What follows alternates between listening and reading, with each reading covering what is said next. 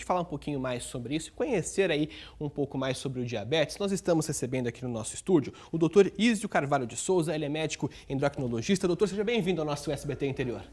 Obrigado, agradeço a oportunidade. Legal, você que está em casa pode me ajudar a fazer essa entrevista mandando a sua pergunta para o nosso WhatsApp. O número está na sua tela, é o 18 991 45 3155. Doutor, falando de diabetes, a gente sabe que tem alguns tipos de diabetes. Quais tipos são esses? A gente tem basicamente dois tipos que são mais prevalentes. O diabetes tipo 1, que é o caso que ocorreu com a Valentina em crianças pequenas, onde há uma paralisação abrupta, aguda da produção de insulina, com elevação abrupta também dos níveis de açúcar. E o diabetes tipo 2, que ocorre mais em adultos, está associado com a idade e o sobrepeso. E como é que faz para ser diagnosticado? O mesmo diagnóstico, tanto para o tipo 1 quanto para o outro, é feito da mesma forma? Tem exames diferentes? Como que funciona? Não, os exames são os mesmos e os valores são os mesmos, tanto para criança quanto adultos. Passou de 100 miligramas por decilitro em jejum, você tem que ficar alerta em qualquer teste que você faça durante o dia acima de 200, que você tem o diagnóstico de diabetes. Já teve um caso da minha família, inclusive, até que sirva de exemplo para outras pessoas. A minha avó tinha diabetes e meu irmão tem o nível de açúcar elevado no sangue. O que é esse nível de açúcar elevado? É uma pré-diabetes, é isso? A gente tem esses valores que são diagnosticados como diabetes, acima de 125 e abaixo de 100 é o valor normal. Então, entre o valor de 100 a 125, realizado com 8 horas de jejum, tem esse grupo de pessoas que são considerados os pré-diabéticos, que são os propensos a se tornarem diabéticos. Me fala uma coisa, doutor, tem algum grupo de risco quando o assunto é diabetes? A respeito do diabetes tipo 2, a idade, a hereditariedade, como, por exemplo, uma pessoa que tem um familiar próximo com diabetes, e o fator que mais cresce hoje na nossa população, que é o sobrepeso, são os três fatores mais importantes. Legal. Doutor Rafael de Birigui pergunta o seguinte: doutor, quem tem diabetes e toma a insulina da maneira correta, pode ter filhos normais ou isso pode passar, a doença pode passar para a criança? Não, essa doença não passa para a criança, isso não acontece, a insulina não faz mal algum, isso é um mito, isso é importante esclarecer. O único mal que ela pode fazer é abaixar demais os níveis de açúcar quando usada de uma forma excessiva. A insulina não faz mal, na verdade o que faz mal são os níveis de açúcar, que podem trazer cegueira e entre outras complicações. É possível reverter o diabetes? É a pergunta de um outro telespectador nosso.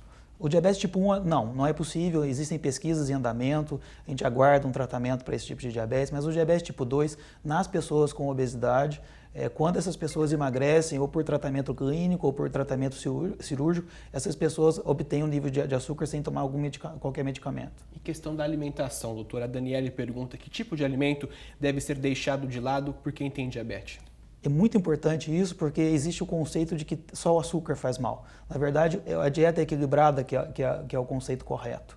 Então você, na verdade, pode consumir, como qualquer pessoa, açúcar, mas só que o açúcar faz mal para todo mundo, não só para o diabético.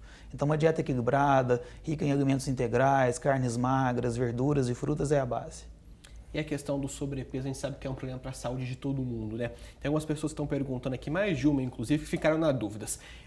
O sobrepeso não está relacionado ao diabetes. Tem pessoas que são magras e têm diabetes também, né? Isso, os diabéticos tipo 1, classicamente, eles não produzem insulina, eles têm uma doença em que há uma destruição geneticamente predisposta da produção de insulina. Agora, os diabéticos tipo 2, que corresponde a 90%, esses diabéticos têm um histórico de sobrepeso, eles emagreceram às vezes em função de alguma situação, mas eles têm uma relação muito forte com o sobrepeso. Então, o sobrepeso aumenta a circunferência abdominal acima de 80 em mulheres, acima de 94 em homens, aumenta o risco de diabetes tipo 2, que é a doença mais comum.